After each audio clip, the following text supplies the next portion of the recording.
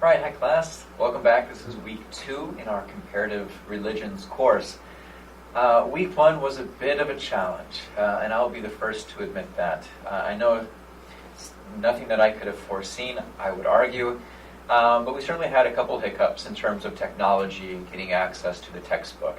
I do hope at this point, at the start of week 2, that we have all been successful, A, in locating our textbook, purchasing our textbook, B, getting and finding our access codes, and third, logging in and being successful at accessing Learn Smart material in the textbook, both through Blackboard and then through the McGraw-Hill website. If you are one of the students who still is having challenges accessing that material, don't know what I'm talking about perhaps, please take a moment, pause this video, and shoot me an email letting me know that you still do not have an access code or do not have your book.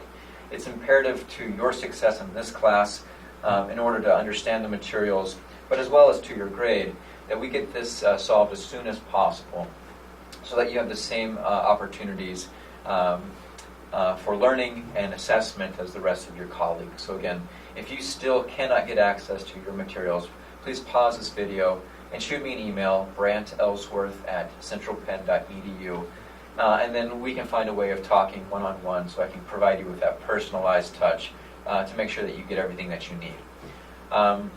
If you have no idea what I'm talking about, I would encourage you to go check your inboxes, your Central Penn email inbox, for maybe want to check your spam box. I've sent out numerous emails in week 1 providing suggestions, feedback, and then ultimately a step-by-step guide with screenshots showing you how to purchase your book and then find your access code and log in. All right. So this week, week 2, we're beginning our kind of cross-the-world march in the study of religion. And this first week, we've highlighted the religion of Hindu or Hinduism to study. Now, many of you may know Hinduism is one of the largest religions in the world. Behind Christianity and Islam, it is the 3rd largest. But in terms of location, where are most Hindus, where do they live? It's primarily in southern Asia, talking specifically about India and then some islands in Indonesia. This week we'll look specifically at the history, the origins of Hinduism. You'll have an opportunity to look at some of their religions, some of their religious beliefs, and some of their practices. This week you'll be asked to do a Learn Smart activity for this specific religion, as well as participate in a discussion board forum. Now, as this is the first time that you will be working on a discussion board forum in this class, please let me reiterate some of the expectations that I have. Now, discussion board forums generally will have a question for you to respond to. Now, these questions are necessarily vague, meaning there is no right and wrong answer. These responses are designed to encourage you to think critically about the information and to apply that information into a modern, contemporary application system. So, for instance, this week we are looking at a Hindu festival held annually called the Festival of Colors. By virtue of my background, I happen to visit one of the largest festivals of these Days of Colors anywhere in the world. And of all places, that was in Spanish Fork, Utah. And the question that I pose in this discussion board asks you to consider, I'll read it to you. Drawing upon your understanding of Hinduism from the textbook and course materials, respond to this following question twice. Once from the perspective of a Hindu and once from your personal perspective. Is the Mormon appropriation, and that's what I'm describing here in Utah, there's a video that you can watch to get a sense of this celebration in Utah. Is the Mormon appropriation of the Hindu Holy Festival of Colors in Utah problematic? Is this a problem that a group of Mormons in Utah are visiting a Hindu temple, and on this day of the Festival of Colors, coming together in this great, I use the word orgy lightly here, but this great celebration of color. Is that problematic? Do you see it as respectful for the tradition? Is it respectful if you were Hindu and you came to this event? Would you be excited or be somewhat frustrated or insulted that such a large portion of the population have what's the word? Acculturated your festival and are using it for their own purposes? So I'm asking you to provide your feedback, your information, your thoughts on this festival in this interesting blend of two religions. One religion practicing, embracing the practices of another. Is that problematic, or is that part of the celebration of the whole? So I'm going to ask you to consider that question. The response should be about 400 to 600 words, so roughly a page in length. Again, providing your thoughts. Oh gosh, stupid. I'm an idiot.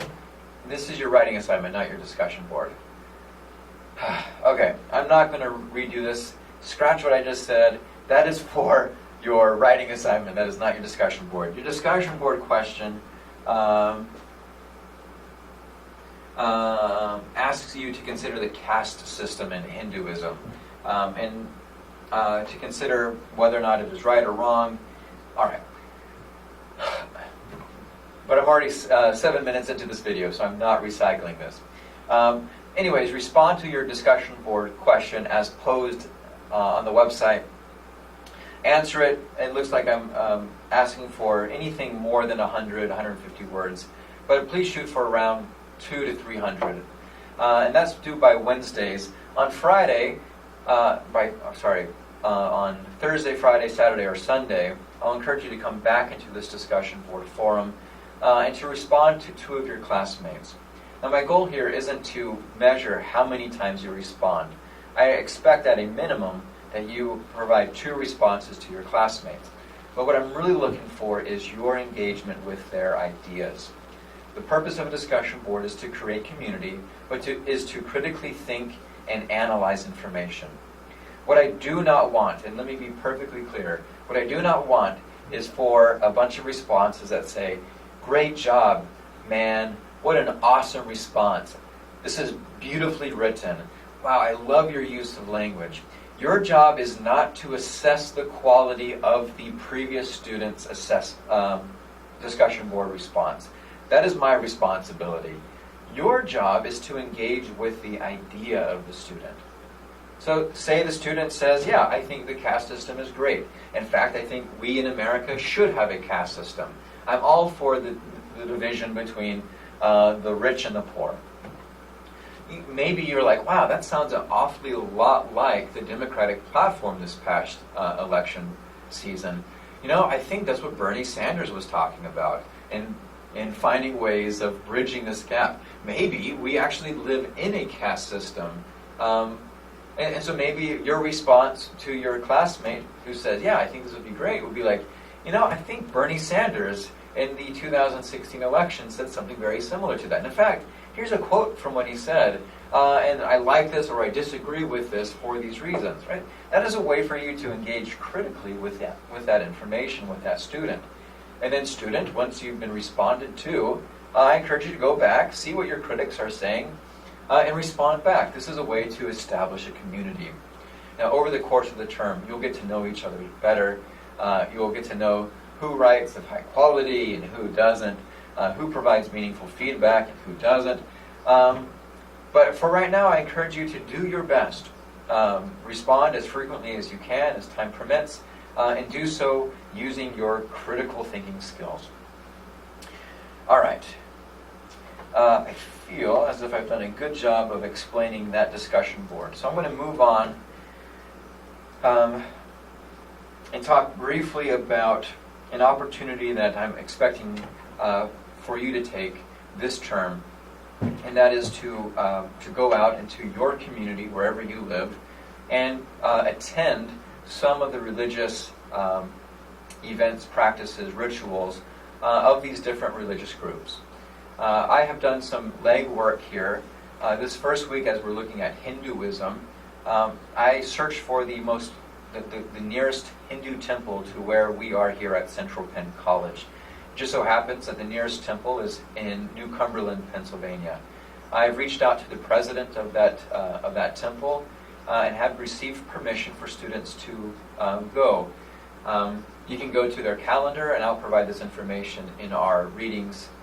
So if you are interested this week or in a future week, you could attend one of their services.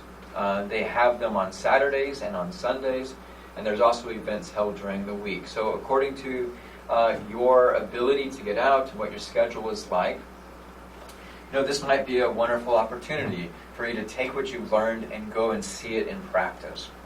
Now, I will reiterate that at the end of the term, there will be a writing assignment where you will be expected to report back. It's called an ethnography, where you'll report back on what you see. And so if you're attending this Hindu temple event on a Saturday, what you do is want to bring a notebook. You want to ensure that you are respectful, and I know that you will take your shoes off before entering and participate.